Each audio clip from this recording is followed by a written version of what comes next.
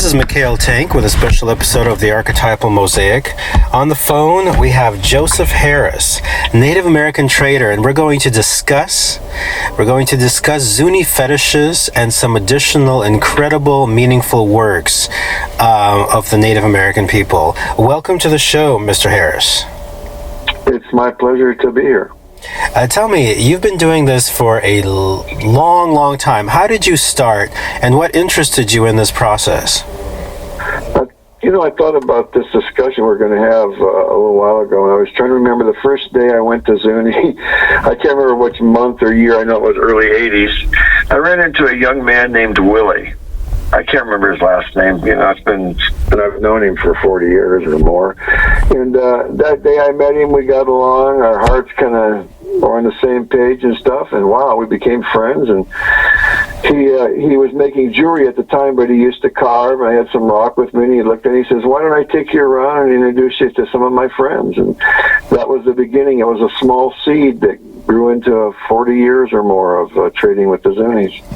Now tell me, how do you, when you go to the reservation, what's it like? What's the feeling like? And what about the incredible artistry? Tell me about how you feel about that. Well, the first time I went there, it was kind of a little different because I'd never been to the reservation before. And one thing I want to say about the Zuni Indians was I was really welcome and felt really welcome. They're really friendly folks, And nobody's perfect in this world, but they were really as good as you could be, to me. And I didn't know them. I was a stranger, so I really thought that was great. And throughout the years, I've learned that they really respect the earth and the Great Spirit, they call him, God. They have a special name for him, and that they're really close to the earth. They're really into growing food and stuff, not just carving and that. And really gained a deep respect for the Native Americans and what they feel towards the earth and stuff, Filled in a lot of void that was missing as far as me understanding where they were at. And it was really a blessing to learn that.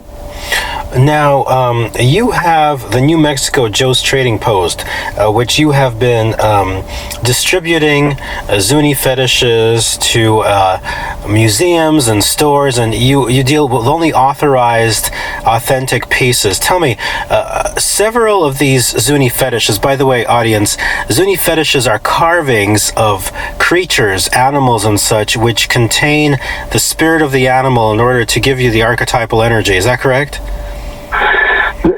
Traditionally, that's what they had hooked onto it. Now, the modern ones don't necessarily carry that along with them. They're carvings done by, I describe it as carvings done by world-renowned artists who are recognized around the world as being Native American artists that carve and sculpt. And they do refer to them as fetishes, for sure. In the old days, there were more fetishes, more of a religious thing, Today, I don't know what each person's relationship is with it, so I can't really say to be an expert on that. I just know it's their talent and their earnesty towards everything spiritually that's really incredible with those guys. It really moved my heart.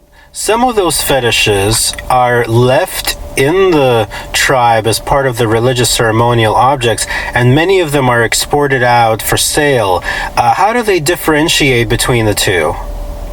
Well, for a long time, I don't know just how it's all happening now, but for a long time, the spiritual things that they use for spiritual reasons, they weren't carved and released to people to sell on Route 66. That wasn't how it worked.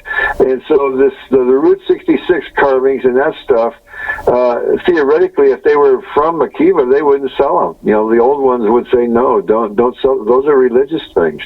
So the ones that are done today are, yes, they have their meanings and stuff traditionally in that, but they're not from Akiva that somebody put in there and the medicine man blessed, and it was a spiritual thing, and then they took them out and sold them. That would be, in my heart and mind, that would be wrong, Did you ever receive any gifted fetish, and what is some of your favorite personal ones that you have? Well, I sold so many carvings, it's unreal. I've probably forgotten more than I sold. I used to sell jade in Zuni. I was the only trader that sold that was a nephrite jade, and it was soft enough that they could carve it. And there was three brothers that lived over by the Sacred Mountain. I can't remember their names now. It's been so long. Well, but they carved praying mantises out of the jade that was green, translucent. And that still sticks in my mind, how beautiful, how ornate, and how finely carved they were. That blows me away. When I met the Chama, Lance, Fabian, Danny, Wilford Chama, the 4 premier young carvers in Zuni when I first started going there. They would carve mountain lions, they called them, but they reminded me when I first seen them of Nepalese temple cats, like from Nepal. Mm-hmm. So it kind of was. I was flashing on the thought that the Zunis and the Nepalese and all these guys are all definitely linked together. You can see one culture in like another on the other side of the planet. So, what an experience, cultural-wise and just growing-wise as a human being, and hanging out with all these artists. It was really a big blessing. I can't really put it all into words, if you know what I mean. There's a store in Berkeley called Gathering Tribes, one of my favorites. And I got 3. They only sell authorized, real, authentic fetishes. They come with certificates. I have 3 of them. There's a frog, a ladybug, and most importantly, the animal that I love the most, which is the bald-headed eagle, which is something I would love to be in my next lifetime. I play original music, and I write songs about flying, like with eagles. I can dig it. Sweet. So do I. We should listen to each other's songs. Tell me, Joe, what does the eagle symbolize to you? Have you spent time with any eagles, and what does the eagle symbolize in terms of for you and Zuni fetishes? Well, I think the eagle is just a powerful bird. It's been given by the Creator the ability to fly really high up in the sky. You know what I mean? It's just wow. It touches your heart when you think about them. What gets me sometimes too. It hurts my heart is when I go somewhere where an eagle like that is captive and not allowed to fly like he's normally supposed to do, where he's restricted. Whew, that hurts my heart as much as it does good when I see him flying in the air. It's just, so we really have to keep that in mind as human beings, that the way we treat these animals, and that is a gift. That bird's a gift to mankind to look at and see and view and learn from. It's beautiful. There's an eagle close to where I am that's in this position that you're talking about, but it has a broken wing, and if they didn't keep her alive the way that they do, she wouldn't have been alive. So sometimes it's a good thing, Oh yeah, no. Well, we were requested to take care of the plants and the animals, So that's from the beginning to now, and we should look at that everything that way, take care of it instead of doing what some people do with it, Tell me, you mentioned you have 5 sons and that you took them to the Zunis, and that they also are inspired and they carve and they learn. How was that experience about bringing in your family and allowing your kids to really be inspired by the culture and start to kind of create from it? Actually, it seemed like second nature, something that was just happening, the Zuni people, when I first met them, they were like friends from the beginning, and they were like family now, When I took my family, there was like more family meeting family, it was not like a strange thing. It was really beautiful, I've ate and slept with them and partied, and more than just going there and getting fetishes to sell. I've had a relationship with them as human beings, and my family got to go there and do that, and my sons, and I'd be waiting and they'd be carving something for me. I'd be talking to their kids or their wife or doing something. My boys would be with me and they'd be showing them how to whittle and stuff, how to carve. It was just, you couldn't have paid for it and got better training for your sons to become artists, than to have that happen out of their hearts. They showed them what they knew. I thought that was so incredible, man. Joe, one of the most famous artists from the Zuni is somebody who doesn't do fetishes but does the incredible jewelry, which is Effie Kalavaza. She does the snake rings, and her whole family does. Have you had a chance? Oh yeah. Have you had a chance to meet her? And do you also, have her things available? Yeah, I've met everybody there. And hang on for a second, can you? Yeah.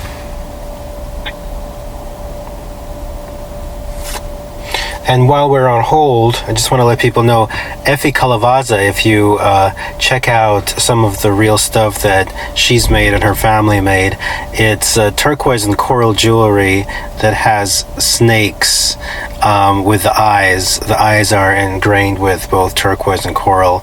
And it's a really, really beautiful Beautiful, beautiful jewelry, and she's world renowned, and I have a few pieces of hers. So we're speaking with Joseph Harris, who does distribution from the Zuni tribe to the outside world of authentic fetishes. Sure. Yes. Is it possible to pause for a moment? We're back with Joseph Harris and talking about the Zuni art and his incredible time with the Zuni for over 40 years. Joseph, tell me a little bit about meeting Effie Kalavaza, the extraordinary lady in charge of the snake jewelry. Well, her relatives have been doing that jewelry for quite a while, and she's famous too about it. And a long time ago, ran into her for a little bit, but not long. And she was an incredible, kind, and really beautifully gifted woman from the creator for making jewelry, a one-of-a-kind jewelry. Incredible stuff. And how was her energy? How was the jewelry that she made? Can you briefly describe that experience of meeting her? It was definitely unique in a one-of-a-kind type of style, like Herbert Him. He carves not jewelry, but carves carvings, and his is a one-of-a-kind. Effie's work was the same way. It was a one-of-a-kind look, and it had a certain feel to it, like she was carving it from her heart. It was incredible. Beautiful. Now, tell me, there's so many animals, there's so many spirits that are carved into Zuni fetishes. What are some of your favorites? What are the most meaningful ones to you? Well, I kind of like them all. I really like realism in carving, but I like traditional looking stuff too. Realism meaning if it's an eagle, it looks like a bald eagle 100%. And sometimes the traditional eagle, I used to deal with Edna Leakey a lot. She's related to the Leakey-Adifus family, who in the books is world-renowned necklace and carving people from the 20s. She was related to them, and I met her when she was about 60 or somewhere around there. When the last rock I sold her, she used her walker to come out to my truck and pick it out. And she did eagles. My point was that I couldn't tell they were an eagle unless she told me, because they were really traditional looking. So there's a difference between the realism and the traditional. I like it all, you know. It's like music. I like everything. I like Tony Bennett. I like rock and roll. I like folk, you know, Bob Dylan. I like a little bit of everything, you know. I just saw Patti Smith in concert. She was extraordinary. And then right after I saw her, they postponed all the other shows, as far as I know, due to the coronavirus. So this is a weird time. Oh, yeah. I'm on that. I've got a ringtone up on TuneCore, and it's called Desert Breeze by Mesquite is my music name. And I know TuneCore sent me a thing saying they canceled that big show they've had for 25, 30 years or whatever that they sponsor. I have an album coming out too called The Best of Dark Soul Theater in September, but thankfully I got it in right before any of the mess happened. Wow. I don't know if this is going to be better or because sometimes people, when they're confined, they look towards something that's fun and relaxing to the heart, the mind, and the soul.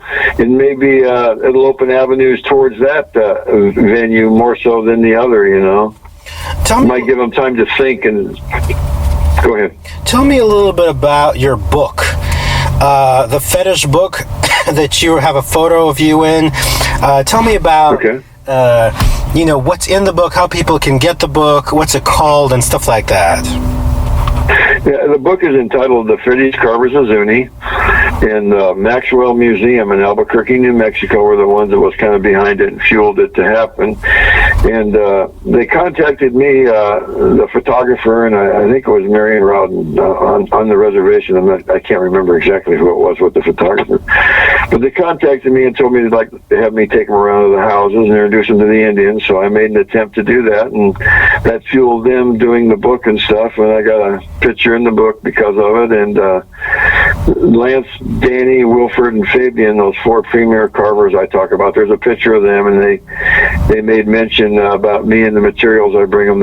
It's good materials. They really like working with it and stuff. And it was a good book for me. And it was good for all the artists to be exposed in a nice way to show their lineage, their family tree, and then the young guys were starting out then and doing it. Lance Challow, when I first met him, he was a young man, had a little baby girl, and now that baby girl lives here in Phoenix, and she's pretty big, you know. And I just spoke to him the other day, and he's thinking about visiting and saying hi to him, and I'll probably see him when he does. But yeah, I've watched these guys since they've been young folks grow up and have families and stuff, and become friends and done business with them and everything. It's been a real big blessing and a really great experience, you know, for sure.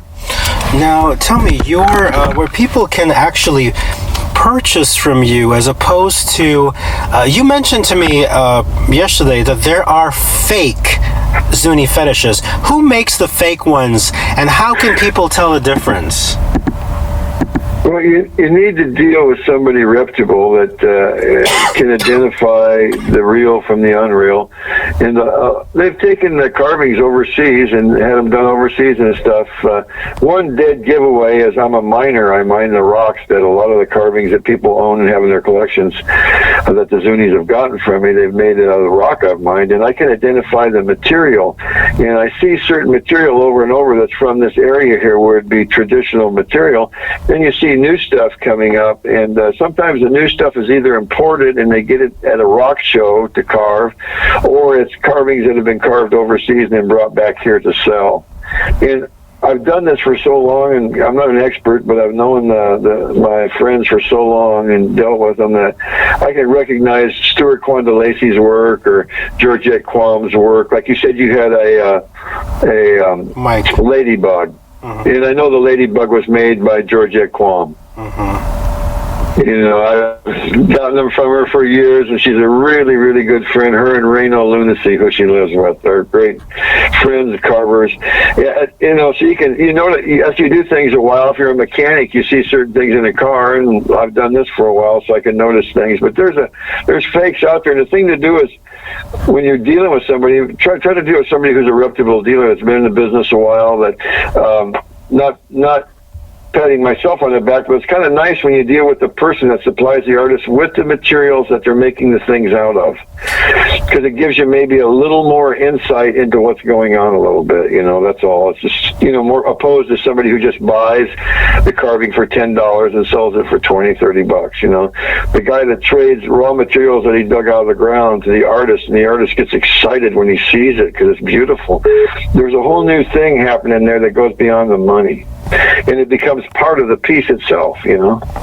Now tell me about I want to ask you about Jet, and I want to ask you about how people can contact you in order to gather information and also to maybe purchase some of these Zuni fetishes from you. So first of all, when you excavate some of the material, do you get Jet? Yeah, I started selling Jet, God, about 40 years ago. And when I didn't know anything about Jet. I just knew it felt really light. And so I went into this in-depth investigation and study about Jet. And Jet is where a piece of wood falls into a body of coal, and it pseudomorphs, and one molecule at a time it turns into the coal, the wood does. And it's actually called Jet at that point. And there's Jet from the Four Corners area. There's Jet from Pennsylvania. There's Jet from England that London that sells for hundreds of dollars a pound. It's so valuable. And Jet's a material like turquoise. It's religious and spiritual to the Indians. So the Jet, the turquoise, the coral, all that stuff holds a place in their spirituality too for them. They really respect those materials. So it's a big deal to an Indian, maybe more so than like a white guy or something. You know what I mean? It depends on the white guy.